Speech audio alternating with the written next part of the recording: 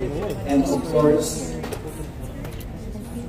to all the judges for this year's screening, thank you so much, all my friends, and all, of course, the beauty queens of the ALB Pageant Circle. Thank you for all your time, for all your support. This time, after the deliberation, so we chose now the official candidates.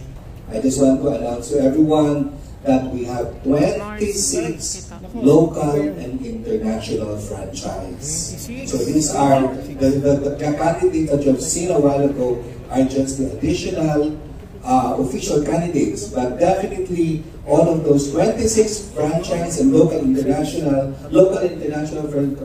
franchise are considered as the official candidate of the Miss World Philippines.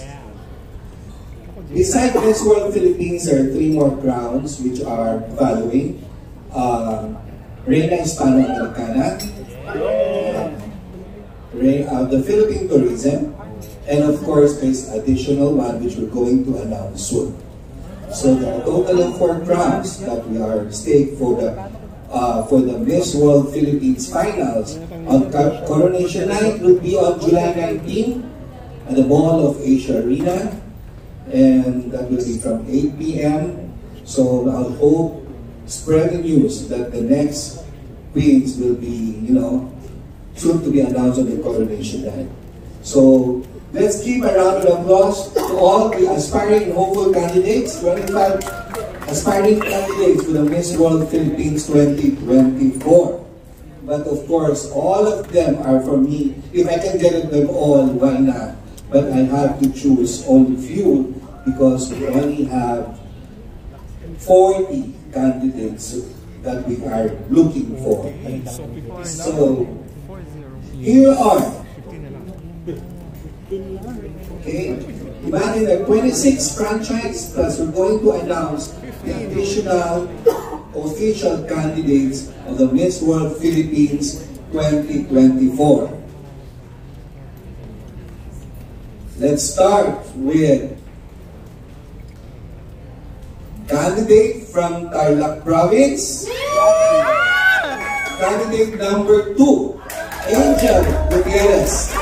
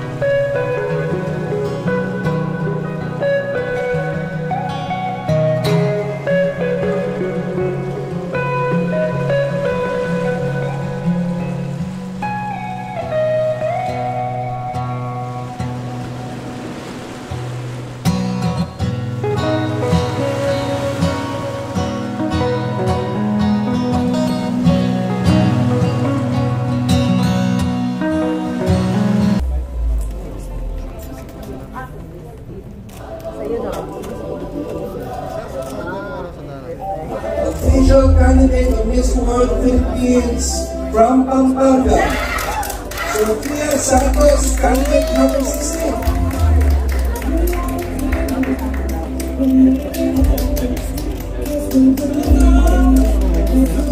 Let's give a warm applause. Candidate from Pasig, Liana Panitian.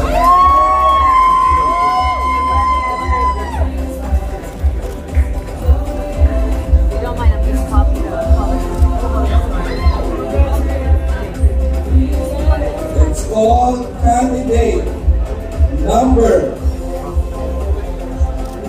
20 from Manila, Gabriel Hanser.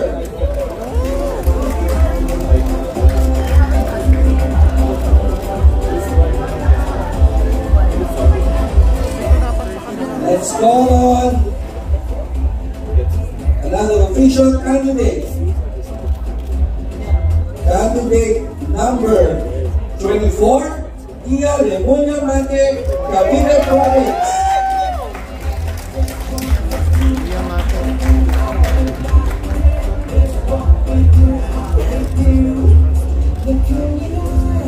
Another official candidate from Bicol Region. Candidate number 18, Jim Vilasano.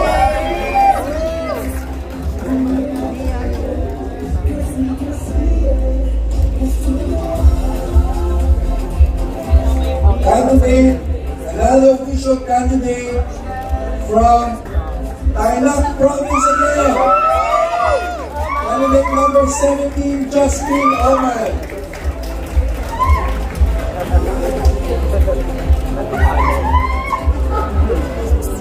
One more.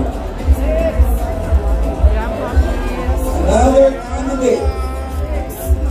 Last but not least, candidate from Batangas Province. Candidate number 6, Patricia Bianca Tapia.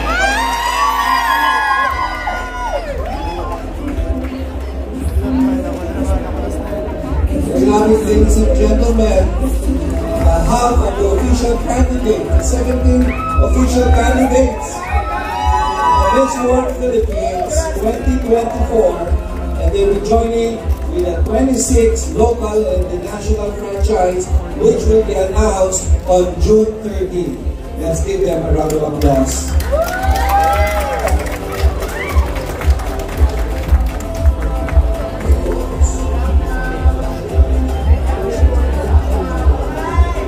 Ladies, you go in front to get a picture with the national director.